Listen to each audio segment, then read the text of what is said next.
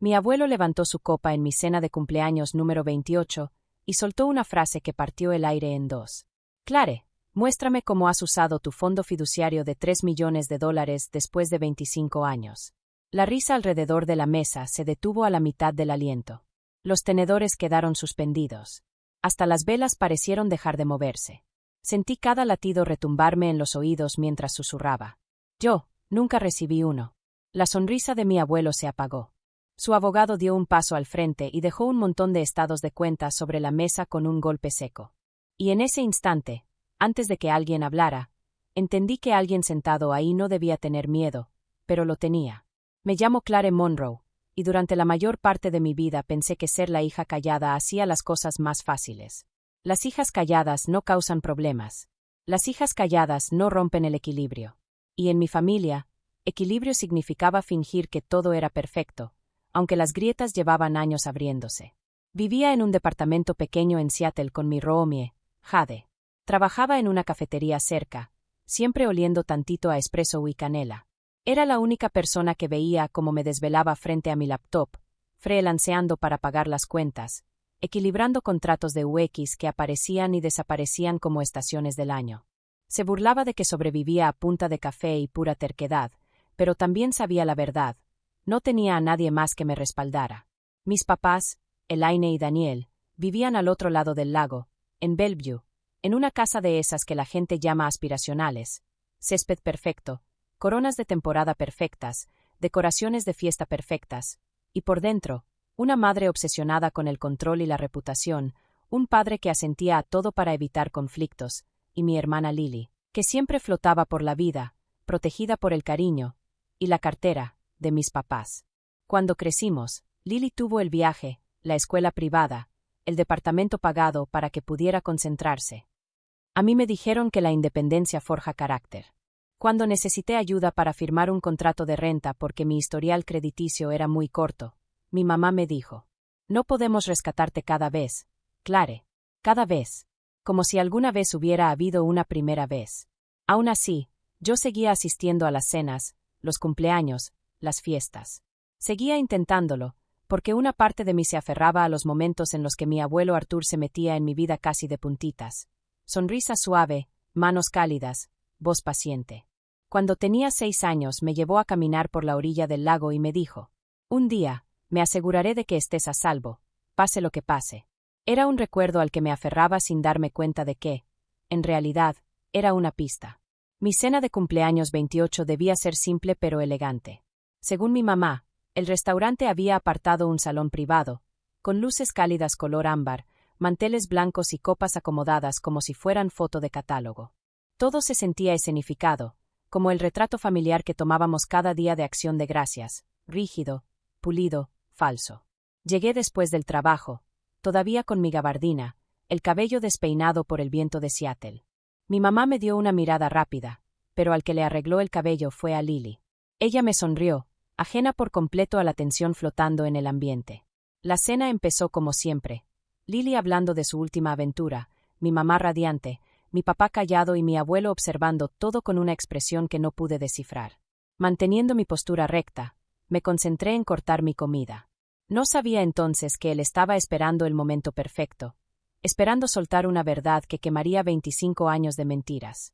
Si una hora antes de la explosión alguien me hubiera preguntado si algo se sentía raro, habría dicho que no. Todo parecía dolorosamente normal.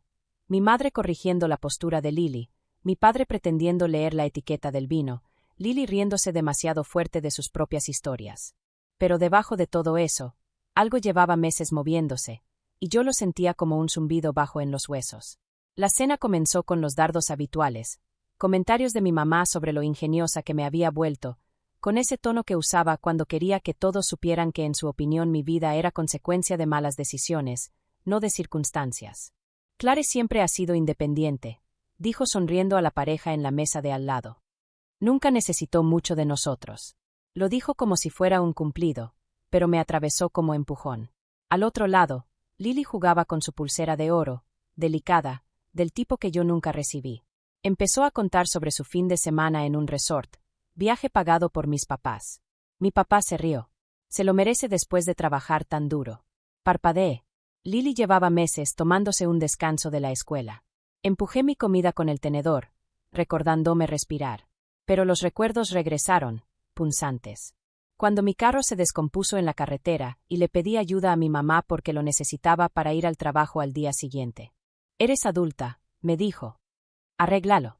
O cuando en la universidad no podía pagar mis libros y pedí apoyo aunque fuera parcial. «No podemos estarte rescatando», dijo. «No es justo para Lily». Mientras tanto, el viaje escolar de Lily a Europa fue pagado completo antes de que siquiera hiciera su maleta. Sentada en esa mesa, los recuerdos no solo regresaron, se unieron formando un patrón que había ignorado demasiado tiempo. Mi abuelo me miraba en silencio mientras los demás hablaban. Siempre sabía cuando algo andaba mal. Cuando el mesero rellenó las copas y la sala pareció hacerse más pequeña, él levantó la suya. Y entonces ocurrió. «Clare», dijo suavemente, «¿por qué no les cuentas a todos cómo has usado tu fondo fiduciario de $3 millones después de 25 años?» La reacción fue inmediata. Risas sorprendidas, cortadas, tensas. Lily soltó una risita, creyendo que era una broma. La cara de mi madre pasó de la confusión al pánico, y luego a una sonrisa rígida. Mi padre bajó la copa tan rápido que hizo un sonido seco contra la mesa. Sentí frío. No un frío que hace tiritar. Un frío que te vacía por dentro. «¿Qué fondo?», pregunté. La sonrisa de mi abuelo se desmoronó. «El que te abrí cuando tenías 3 años». La garganta se me cerró, pero mi voz salió apenas como un hilo. Yo nunca recibí nada. El silencio cayó como un muro. La sonrisa de Lily se borró. La mandíbula de mi padre se tensó. Mi madre me miró como si hubiera hablado en otro idioma. En ese momento suspendido, entendí que la verdad no solo estaba perdida. Alguien la había tomado. La cena no terminó. Se rompió. Sillas arrastrándose, voces superpuestas. El cuarto de repente demasiado pequeño para tantas mentiras flotando. Mi mamá fue la primera en recomponerse. Su sonrisa reapareció tan rápido que dolía verla. «Papá», dijo, usando ese tono dulce y venenoso, «estoy segura de que Clare malentendió. Siempre anda distraída. Ya la conoces». Como si hubiera imaginado 28 años sobreviviendo sola. Mi papá carraspeó, mirando fijo su plato. Lily parpadeaba una y otra vez, intentando armar un rompecabezas que no sabía que existía. Mi abuelo no los miró a ellos. Solo a mí. «Clare», dijo en voz baja. «Mañana. Mi oficina. 10 en punto». No fue una invitación. Fue una orden. Y todos lo sentimos. Salí del restaurante antes de que alguien pudiera detenerme. El aire frío de Bellevue me golpeó el pecho como un puño. Pero seguí caminando por la banqueta, pasando los ventanales iluminados, pasando familias riendo y celebrando. No lloré. No grité. Solo seguí repitiendo la misma frase. La que susurré como confesión. Yo nunca recibí nada. Cuando llegué a mi carro, me temblaban las manos. Mi celular vibró. Era Jade. «¿Cómo te fue en la cena?», preguntó. Abrí la boca, pero no salió nada. El silencio le dijo todo. «Ven a casa», murmuró. «Sea lo que sea, lo vamos a resolver juntas». Pero en el fondo, yo ya sabía la verdad. Esto no era algo que pudiera resolver. Era algo que había sido escondido con cuidado, enterrado a propósito. A la mañana siguiente tomé el camión temprano rumbo al centro de Seattle. La ciudad apenas despertaba, la neblina abrazando las banquetas, los semáforos apagándose uno por uno, como si el día dudara en empezar. La oficina de mi abuelo estaba en uno de los pisos altos de una torre de vidrio. Adentro estaba cálido, olía a cedro y a libros viejos. Él me esperaba sentado en una silla de piel, una carpeta reposando sobre su rodilla. Su expresión no era de enojo. Era peor, decepción. «Creé un fondo fiduciario para ti cuando tenías 3 años», dijo. $3 millones para mantenerte segura, darte opciones, protegerte de dificultades. Hizo una pausa. «Debiste tener acceso a él desde que cumpliste 18. Sentí que el estómago se me hundía. ¿18? Ese cumpleaños lo pasé trabajando turno doble en un súper. ¿Por qué nunca supe de esto? Mi voz se quebró. ¿Por qué no me lo dijeron? Mi abuelo me entregó la carpeta. Adentro había una auditoría preliminar, líneas de retiros, transferencias, pagos, facturas, muchos recurrentes, varios sospechosos, todos firmados por 2 nombres. Elaine Monroe. Daniel Monroe. Mis padres no solo habían ocultado mi fondo fiduciario. Lo habían usado. Durante 25 años. Pagos de hipoteca. Remodelaciones. Matrícula de Lily. Renta del departamento de Lily. Vacaciones. Gastos del carro. Compras de lujo. Todo aquello que siempre fue muy caro para mí. Sentí un ardor subir por mis costillas. Enojo, tristeza, humillación y una realización brutal entrelazándose en un solo nudo. Cada vez que trabajé 2 empleos. Cada vez que rogué por ayuda. Cada vez que tragué el sentimiento de ser la olvidada. No había sido el destino. Había sido robo. Mi abuelo se inclinó hacia adelante. Clare, dijo. Contraté un equipo legal. Mi abogado, Collins, hará una auditoría completa. Pero tú tienes que decidir hasta dónde llega esto.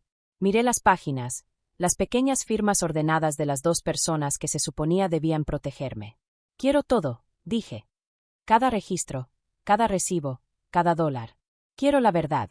Mi abuelo asintió, lento y firme. Entonces lo citaremos para una reunión. Quiero estar ahí, dije. Vas a estar, prometió. Y por primera vez en mi vida, no era la hija callada, ni la olvidada. Era la que caminaba directo hacia el fuego. Y esta vez, no era yo la que iba a quemarse. La reunión se programó para un jueves por la tarde, un día frío de Seattle donde el cielo parecía acero cepillado y el aire pesaba como si quisiera hundirse en los pulmones. Mi abuelo insistió en que fuera en una sala de juntas privada, en su edificio. Territorio neutral, dijo. Pero la verdad era que quería que todo quedara documentado, registrado, imposible de negar. Llegué temprano. A pesar del frío, mis palmas sudaban, pero mis pasos eran firmes. Jade me abrazó antes de salir del departamento, diciendo que parecía alguien entrando a una sala de juicio, y a un renacimiento. No entendí lo que quiso decir hasta que vi mi reflejo en el elevador, postura recta, rostro sereno y mis ojos. Mis ojos tenían algo que nunca me había visto. Determinación. Cuando las puertas se abrieron, Collins estaba esperándome. El abogado de mi abuelo se veía igual que la primera vez, cabello gris perfectamente peinado, traje impecable y una pila de documentos bajo el brazo, cargada como una amenaza silenciosa. Asintió, como si ya hubiera evaluado mi estado emocional y lo considerara apto para lo que venía. Ya vienen en camino, dijo. No pregunté quiénes. Ambos lo sabíamos. En la sala de juntas, mi abuelo estaba en la cabecera de la mesa larga de madera. Su rostro era inescrutable, pero la tensión en su mandíbula decía que casi no había dormido. Al verme, su expresión se suavizó apenas un poco, lo suficiente. Tomó mi mano, la apretó una vez y la soltó. Hoy no estás sola, dijo. La puerta se abrió de golpe. Mis padres entraron primero. Elaine caminó rápido, hombros rígidos, rostro acomodado en esa máscara que usaba cuando necesitaba verse inocente. Daniel la siguió más lento, con los ojos moviéndose por el cuarto como buscando una salida. Lily entró detrás de ellos, apretando su bolso, con una expresión mezclada entre preocupación y desconcierto. Le habían dicho que había un asunto familiar que aclarar. Nadie le dijo que era parte del problema. No sé de qué se trata esto, empezó Elaine con filo en la voz, pero arrastrarnos aún. Mi abuelo levantó la mano. Ni siquiera levantó la voz. Siéntense. Se sentaron. Collins cerró la puerta, caminó al centro de la sala y dejó caer un grueso fajo de estados de cuenta sobre la mesa. El sonido, un golpe seco, implacable, pareció rebotar en las paredes. Lily se sobresaltó. Mi papá tragó saliva. Los ojos de mi mamá se abrieron más. Son sus firmas, concluyó Collins. 25 años de retiros, transferencias y pagos hechos del fondo fiduciario destinado únicamente para Clare Monroe. Silencio. Luego empezó a leer. Año 1. Pagos de hipoteca. Año 2. Remodelación de cocina. Pasó la página. Pagos de matrícula. No declare. Gastos de auto. Viajes. Deudas de tarjeta. Renta del departamento de Lily Monroe. Con cada palabra, algo dentro de mí se desplegaba. No era alegría. Ni siquiera era enojo. Era claridad. La clase de claridad que solo llega cuando ves la imagen completa, no las sombras que te mostraron. El rostro de mi madre perdió color. Esto está fuera de contexto. Collins ni parpadeó. El contexto es abuso financiero a una beneficiaria. La auditoría está concluida. La miré. A la mujer que toda mi vida dijo que yo era demasiado sensible. Ella no estaba hablándome a mí. Estaba peleando por su imagen. Mi papá al fin habló. Su voz temblaba. Nosotros usamos el dinero para la familia. No fue personal. Solté una risa que no pude contener. ¿No fue personal? Mis manos temblaron, pero mi voz salió firme, pareja. Cuando mi carro se descompuso y les rogué ayuda, ¿eso tampoco fue personal? Cuando casi abandono la escuela porque no podía pagar los libros, ¿eso fue familia? Él se estremeció como si lo hubiera abofeteado. Elaine inhaló hondo, levantando la barbilla. Clare, siempre pensamos reponer el dinero cuando. ¿Cuándo tuviera 40? ¿50? ¿O nunca? La interrumpí. Mi abuelo se inclinó hacia adelante, la mirada afilada. Le robaron a una niña. La garganta de mi madre se movió mientras tragaba. Papá, teníamos cuentas que pagar. Todos tenemos cuentas que pagar, respondió él. Pero no todos le roban a su propia hija para hacerlo. Lily finalmente habló. ¿Usaron su dinero para mi departamento? ¿Para mi escuela? Su voz se quebró. Cariño, dijo Elaine con un temblor. Queríamos que tuvieras todas las oportunidades. Y yo no, susurré. Elaine volteó hacia mí, ojos llenos de un pánico que no era remordimiento. Clare, siempre fuiste tan independiente. Nunca pediste mucho. La miré sin parpadear. Ya no era la hija silenciosa. Era la verdad que ella nunca quiso enfrentar. Me incliné hacia adelante. No pregunté por qué tú me dijiste que no podía. Porque cada vez que acudía a ti, me hacía sentir que necesitar algo era una carga. El silencio que siguió no estaba vacío. Estaba lleno. Lleno de todo lo que ya no podían negar. Mi abuelo tocó la mesa una sola vez, con firmeza. Estoy revocando su autoridad financiera. Efectivo de inmediato. Elaine dio un brinco. No puedes hacer eso. Sí puedo, dijo con frialdad. Y ya lo hice. Daniel se desplomó en su silla como si por fin los 25 años completos le hubieran caído encima. Lily miraba la mesa, las manos cubriéndole la boca. Collins me deslizó otro conjunto de documentos. Esto, dijo, transfiere el control total de los activos restantes del fideicomiso a tu nombre. El acceso de tus padres queda terminado de manera permanente. La respiración de mi madre se cortó. Mi padre cerró los ojos. Lily murmuró. Dios mío. Mi mano flotó sobre la pluma. Por un momento, no estaba firmando un documento. Estaba firmando la verdad. Puse mi nombre en la página. La silla de Elaine se arrastró con violencia cuando se puso de pie. Clare, por favor, esto nos va a arruinar. La miré, viéndola por primera vez sin ilusiones. Entonces quizá no debiste construir tu vida con dinero que no era tuyo. Abrió la boca, y la volvió a cerrar. Las piernas le temblaban. Daniel trató de sostenerla, pero su mano también temblaba. Casi colapsaron. Y por primera vez, no sentí culpa. Por primera vez, yo no era la hija callada que sostenía a la familia. Era la que derribaba la mentira que ellos habían construido. Cuando la reunión terminó, el cuarto se sintió hueco, como si cada mentira hubiera sido arrancada de las paredes y ya no hubiera dónde esconderse. Mis padres salieron primero, mi madre temblando, mi padre guiándola con una mano que apenas se mantenía firme. Lily se quedó atrás, mirándome con una mezcla de culpa y algo que casi parecía una disculpa. Abrió la boca, la cerró, y al final susurró. Yo no sabía, Clare. Asentí. No era perdón, pero tampoco era enojo. Era un comienzo. Durante las semanas siguientes, todo cambió. Collins finalizó las transferencias legales. Los activos restantes del fideicomiso quedaron asegurados a mi nombre. Mis padres fueron notificados de posibles consecuencias civiles si intentaban interferir o esconder más mal uso. Por primera vez en su vida, enfrentaban el peso de sus decisiones sin un escudo. Mi abuelo me visitó en mi nuevo departamento, un lugar modesto en Seattle, pero mío de verdad. Caminó lentamente por las habitaciones, tocando las paredes, sonriendo con una aprobación suave. Te lo mereces, dijo. Siempre te lo mereciste. No le conté que lloré la primera noche que dormí ahí. Mitad duelo, mitad alivio. Duelo por la familia que nunca tuve. Alivio por la vida que por fin podía construir. Pasé más tiempo en el parque junto al agua, dejando que el aire frío del invierno despejara lo que quedaba del dolor. No estaba curada, no del todo, pero ya no me estaba ahogando. Por primera vez, el silencio a mi alrededor no se sentía robado. Se sentía mío. En esas semanas pensé mucho en algo que mi abuelo me dijo cuando era niña, que la seguridad no solo viene de estar protegida, sino de saber quién permanece a tu lado cuando la verdad sale a la luz. Ahora lo entiendo. La familia no se define por sangre ni por apellidos.